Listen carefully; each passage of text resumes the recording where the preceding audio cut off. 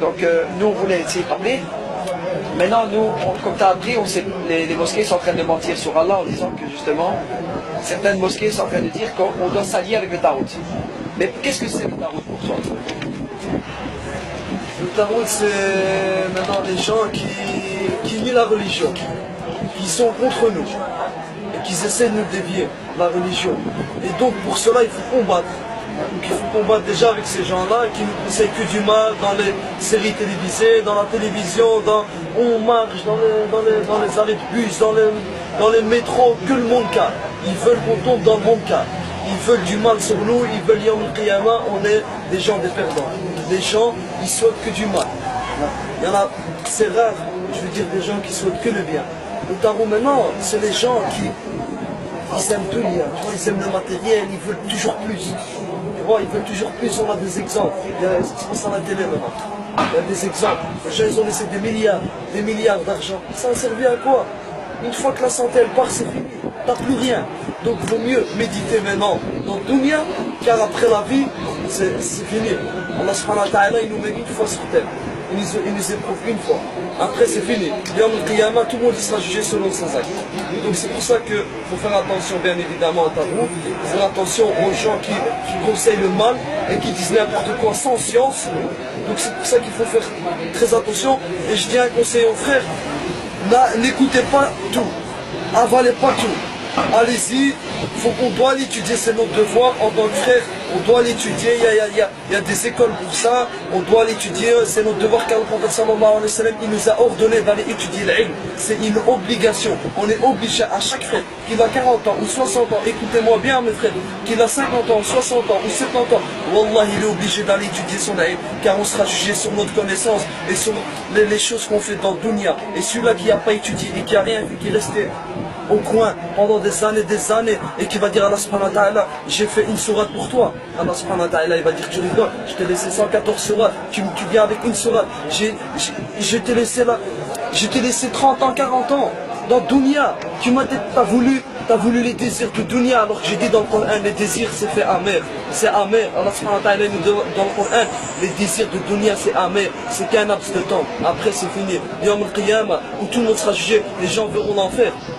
Lorsqu'ils verront l'enfer, ils diront, oh mon Seigneur, les versets qu'on traitait de mensonges dans Dunya, on les voit devant nous. Ils voient quoi l'enfer?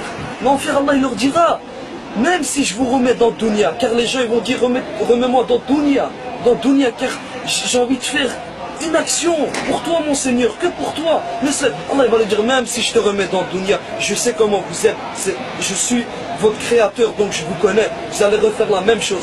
Donc n'écoutez pas n'importe quoi mes frères, Inch'Allah, il faut travailler sur l'iman, car la foi elle monte, elle descend, il faut rester avec les gens bien, les gens qui souhaitent le bien, et non pas les gens qui souhaitent les mauvaises choses, les mauvais regards, les mauvaises fréquentations. Il faut faire très attention, le prophète sallallahu alayhi wa sallam il nous a avertis de ces choses-là.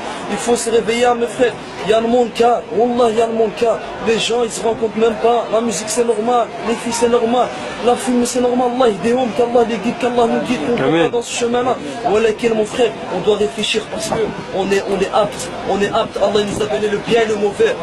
On attrape 7-8 ans, on connaît c'est quoi, on connaît le bien et le mauvais. Donc maintenant, tout le monde, il sait ce qu'il fait. Il n'y a pas, moi je connais pas ou là. Tout le monde, il sera jugé. C'est simple et efficace. Par notre Créateur, quand Allah subhanahu wa ta'ala il demandera les comptes, c'est fini à mon frère. Après, tu fais tout ce que tu veux. Tu vas pleurer, tu vas crier, il n'y a rien.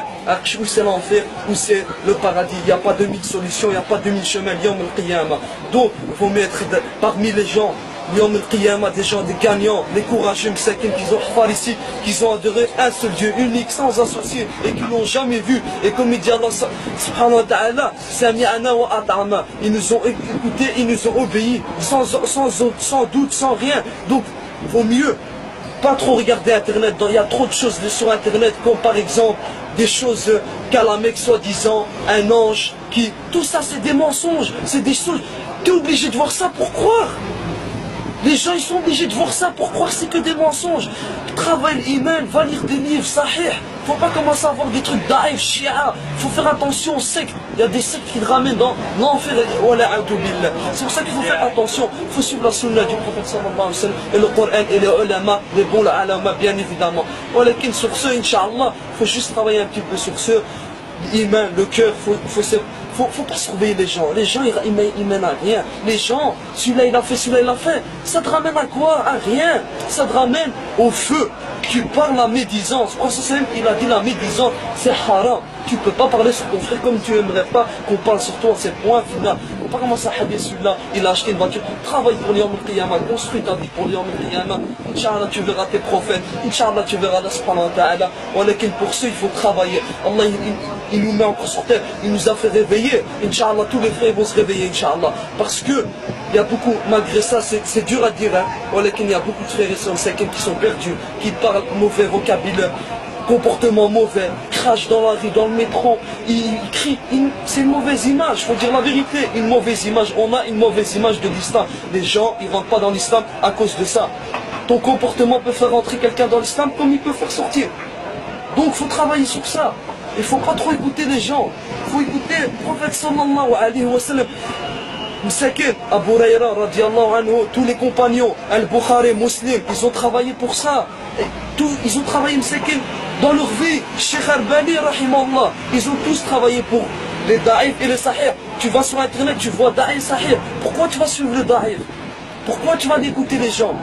Tu vas à la bibliothèque, t'achètes un livre, 30 €, 20 €, pour aller acheter un parfum pour une fille. Ça ouais, mais pour acheter un livre, non, mais il nous escroc, c'est un escroc. Voilà, le parfum, il est là, il achète pour sa copine, ah tiens, je t'ai offert. Il va jamais offrir à sa mère, qu'est-ce qu'elle aime? Sa mère, Wallah, je vous donne un conseil. Ça c'est un conseil que je vous le donne. Car moi j'ai perdu ma mère, Allah yahma. Voilà, je connais la valeur des parents. Et Wallah, sachez que Allah sur vos mères, comme il a dit le prophète sallallahu alayhi wa sallam, à 3 reprises, et un compagnon, car votre mère, c'est elle la meilleure qui va vous souhaiter le bien dans dunya et fil akhira. Car les gens, ils vous souhaitent que du mal.